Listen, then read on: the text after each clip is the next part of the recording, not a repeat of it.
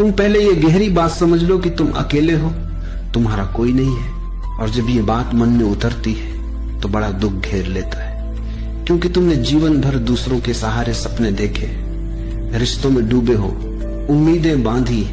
माँ बेटे से आशा करती है कि वह बड़ा होगा, सफल होगा, उसका गौरव बनेगा। पिता भी यही सोचता है। इन सब आशाओं के ताने बाने में तुम अपने को खोते चले जाते हो। तुम्हारे पिता ने भी यही किया था, अपने सपनों में डूबे, अपने बेटों पर बोझ डालते रहे और अंततः उनकी आशाएं बिखर गई, वे अपूर्ण ही मर गए। अब वही मूर्खता तुम दोहराते हो। तुम बेटे से उम्मीद लगाते हो और कल तुम्हारा बेटा भी यही करेगा। ये अंतहीन श्रृंखला है।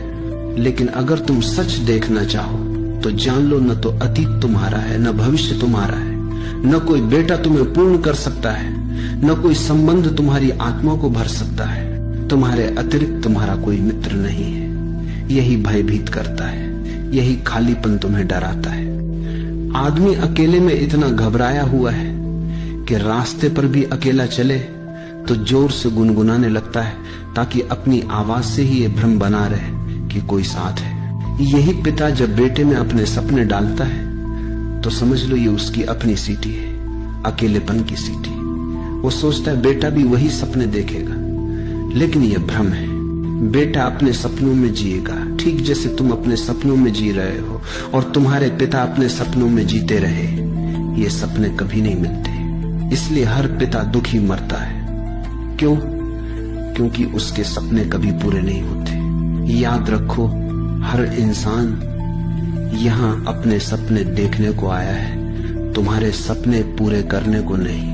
अगर तृप्ति चाहिए तो ये सीख लो, अपने सपनों की नाव किसी और से न बांधो, तभी भटकाव से बचोगे। यही संसार है दूसरों पर टिकी हुई उम्मीदों की नाव, और यही संन्यास है जब तुम जाग उठते हो और स्वीकार कर लेते हो, चाहे कितना ही पीड़ादायक लगे, कि तुम अकेले हो।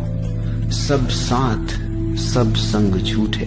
अब इसका ये मतलब मत लेना कि हिमालय भाग जाना है, क्योंकि जो भाग रहा है वह अभी भी रिश्तों को सत्य मान रहा है। अगर झूठ को तुमने सचमुच झूठ देख लिया तो भागने की जरूरत ही नहीं। क्या कभी ऐसा हुआ है कि तुम सुबह जागो और कहो सपना झूठा था, अब इस घर से भागना है?